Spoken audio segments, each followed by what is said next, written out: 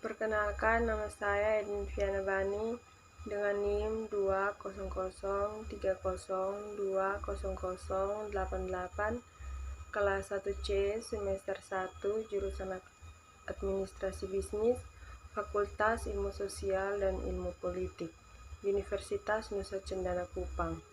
Tujuan saya membuat video ini adalah untuk memenuhi ujian akhir semester mata kuliah pengantar sosiologi. Pengertian sosiologi.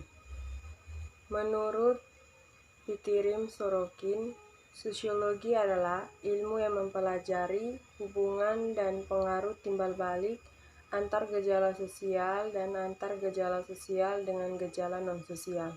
Sedangkan menurut Rochek dan Warren, sosiologi merupakan ilmu yang mempelajari hubungan antar manusia dalam kelompok. Alasan munculnya sosiologi, menurut Berger, pemikiran sosiologis berkembang manakala masyarakat menghadapi ancaman terhadap hal-hal yang dianggap sudah seharusnya. Yang kedua, masyarakat dan kebudayaan. Pengertian masyarakat dan kebudayaan. Masyarakat adalah sekelompok orang yang hidup bersama dan menghasilkan kebudayaan. Menurut Melville J. Herkovitz, kebudayaan sebagai sesuatu yang bersifat superorganik, yang artinya kebudayaan tetap eksis meskipun anggota masyarakat pendukungnya berganti-ganti dalam hal lahir dan mati.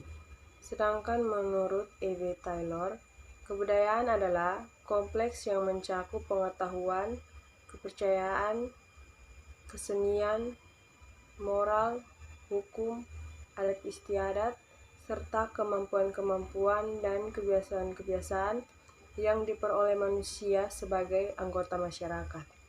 Sedangkan menurut Selo Somarjan dan Soleman Somardi, mendefinisikan kebudayaan sebagai hasil cipta rasa dan karsa manusia. Yang ketiga, unsur-unsur kebudayaan. Unsur kebudayaan menurut Lucon dalam Universal Categories of Culture meliputi peralatan dan perlengkapan hidup manusia seperti pakaian, perumahan, peralatan rumah tangga, senjata, alat produksi, dan alat transportasi. Mata pencarian hidup dan sistem ekonomi yang meliputi pertanian, peternakan, sistem produksi, distribusi, dan konsumsi. Sistem kemasyarakatan meliputi sistem kekerabatan, organisasi politik, sistem hukum, dan sistem perkawinan. Bahasa meliputi bahasa lisan maupun bahasa tertulis. Kesenian berupa seni rupa, seni tari, seni suara, dan seni gerak. Sistem pengetahuan religi meliputi sistem kepercayaan agama. Norma kebudayaan menyangkut aturan yang harus diikuti adalah bersifat normatif kebudayaan yang mana menentukan cara bertindak, cara berpikir, dan cara merasa yang dikenal dan diikuti secara umum oleh para anggota masyarakat. Unsur-unsur kebudayaan meliputi unsur penilaian tentang baik, buruk, benar, salah, menyenangkan, dan tidak menyenangkan. Unsur perintah meliputi boleh, tidak boleh, perintah, larangan. Unsur kepercayaan meliputi selamatan, upacara, dan ritual. Yang keempat, klasifikasi norma masyarakat. William Graham Sumner dalam bukunya Folkways mengklasifikasikan norma-norma masyarakat berdasarkan daya paksanya terhadap para anggota masyarakat sebagai berikut. Kebiasaan, yaitu cara yang lazim dan wajar serta dilakukan berulang-ulang dalam melakukan sesuatu oleh sekelompok orang. Contohnya berjabat tangan dan cara makan. Tata kelakuan, yaitu gagasan yang kuat tentang salah dan benar yang menuntut tindakan tertentu dan melarang yang lain. Lembaga sosial, yaitu sistem hubungan sosial yang terorganisasi yang mewujudkan nilai-nilai dan tata cara umum tertentu untuk memenuhi kebutuhan dasar masyarakat. Contohnya, lembaga keluarga, agama, pemerintahan, pendidikan, dan ekonomi. Hukum, yaitu tata kelakuan yang terkodifikasi sanksinya jelas.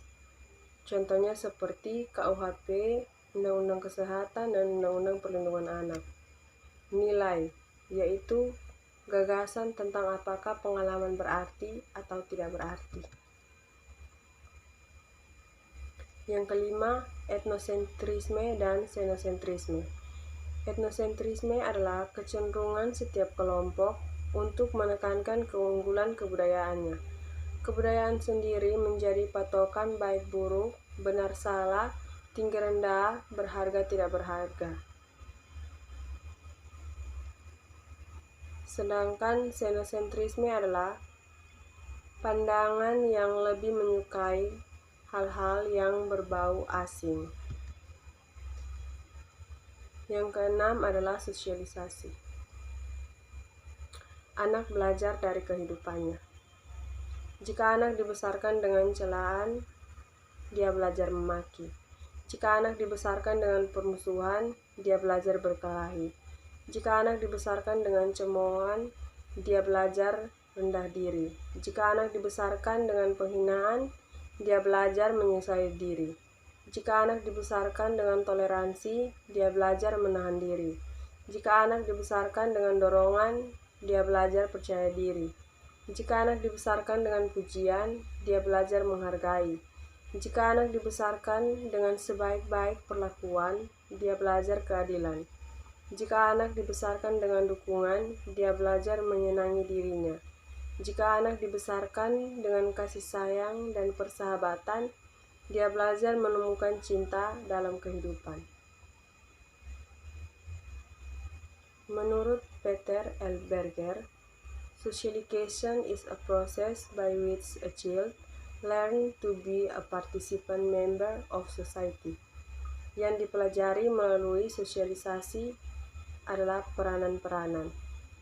Peranan adalah perilaku yang diharapkan dari seseorang yang memiliki status tertentu. Status adalah posisi orang yang dalam suatu kelompok dalam hubungannya dengan kelompok lain. Agen-agen sosialisasi. Fuller dan Jacob mengidentifikasi agen-agen sosialisasi utama, yakni keluarga merupakan agen sosialisasi pertama dan utama pada tahap bermain. Teman bermain, yaitu agen sosialisasi pada tahap bermain. Sekolah, media massa, saat ini terutama televisi. Macam-macam sosialisasi. Berger dan Luckman memilah menjadi macam-macam sosialisasi. Berger dan Luckman memilahnya menjadi sosialisasi primer atau primary socialization, yaitu sosialisasi pertama yang dijalani individu semasa kecil, melalui mana dia menjadi anggota masyarakat. Sosialisasi sekunder atau secondary socialization, yaitu proses berikutnya yang memperkenalkan individu yang telah disosialisasi ke dalam sektor baru, dunia objektif masyarakatnya. Pola-pola sosialisasi. Menurut Berger, memilah pola sosialisasi menjadi repressive socialization, yang mana menjelaskan penggunaan hukuman terhadap kesalahan.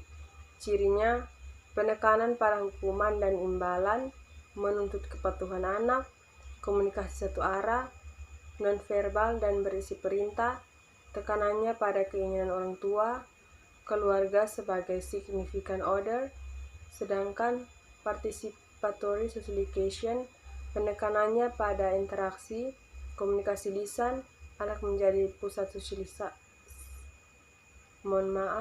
komunikasi lisan, anak menjadi pusat sosialisasi, kebutuhan anak penting, dan keluarga sebagai generalized order.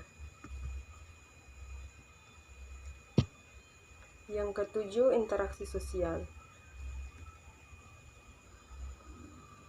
Interaksi sosial merupakan hubungan sosial yang dinamis menyangkut hubungan antar individu, antar kelompok, atau antar individu dengan kelompok.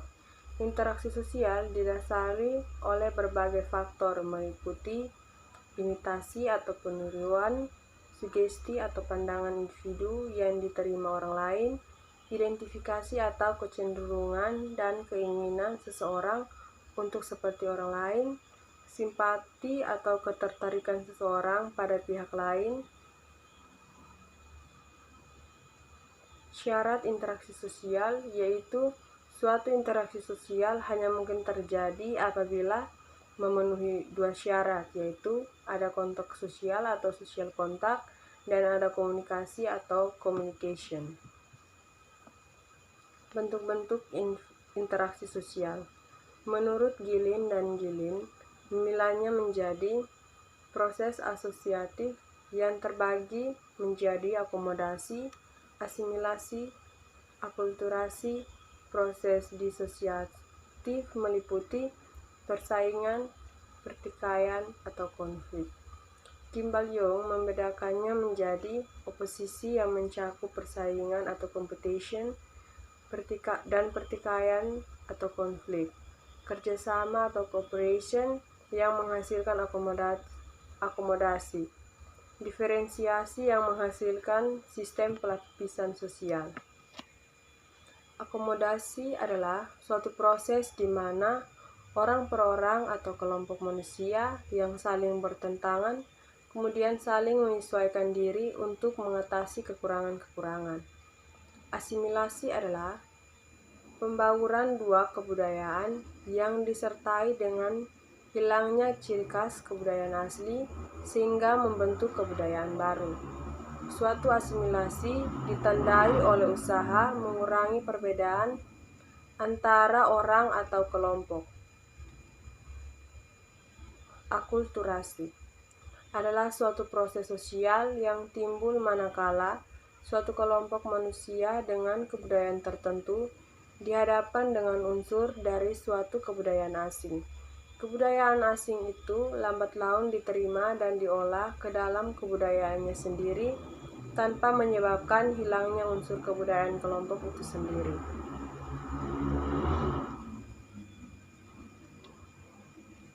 Yang kesembilan, interaksionisme simbolik. Interaksionisme simbolik merupakan salah satu pendekatan untuk mempelajari interaksi sosial. Pendekatan ini bersumber pada pemikiran Herbert Mead. Mengikuti pemikiran Mead, mengemukakan tiga pokok pikiran interaksionisme simbolik, yakni bahwa manusia bertindak atau act terhadap sesuatu atau thing atas dasar makna atau meaning yang dimiliki sesuatu tersebut baginya. Yang kesembilan, stratifikasi sosial. Stratifikasi sosial atau social stratification adalah pembedaan anggota masyarakat berdasarkan status yang dimilikinya. Sedangkan kelas sosial atau social class merupakan subkultur yang memiliki sikap, kepercayaan, nilai dan norma perilaku yang berbeda dibanding kelas sosial lainnya yang ditentukan oleh kedudukan sosial ekonominya dalam masyarakat, seperti kekayaan, penghasilan, pekerjaan, pendidikan, identifikasi diri, keturunan, partisipasi kelompok, dan pengakuan orang lain. Yang ke-10, macam-macam stratifikasi.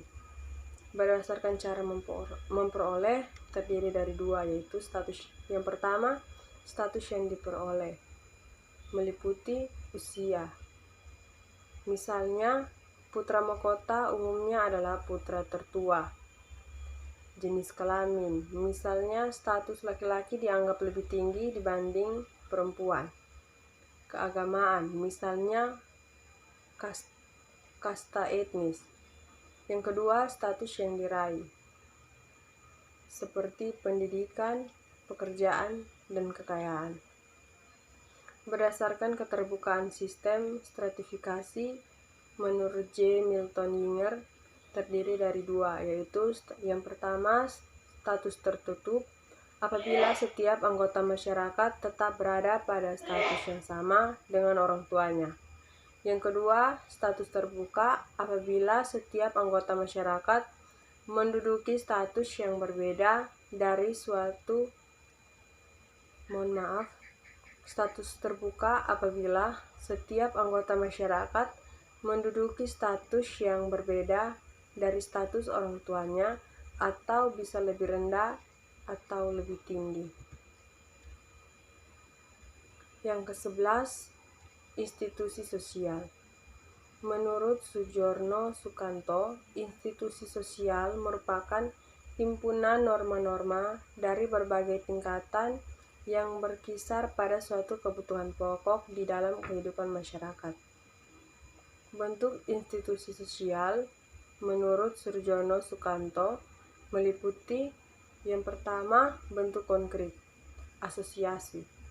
Contohnya, bentuk khusus peraturan perkuliahan dan permasyarakatan akademis yang berlaku di beberapa universitas. Yang kedua, bentuk abstrak, yaitu institusi. Contohnya, serangkaian norma pendidikan tinggi yang bersifat umum. Sekian hasil review dari slide 2 sampai 66 untuk ujian akhir semester pengantar sosiologi dari saya. Terima kasih.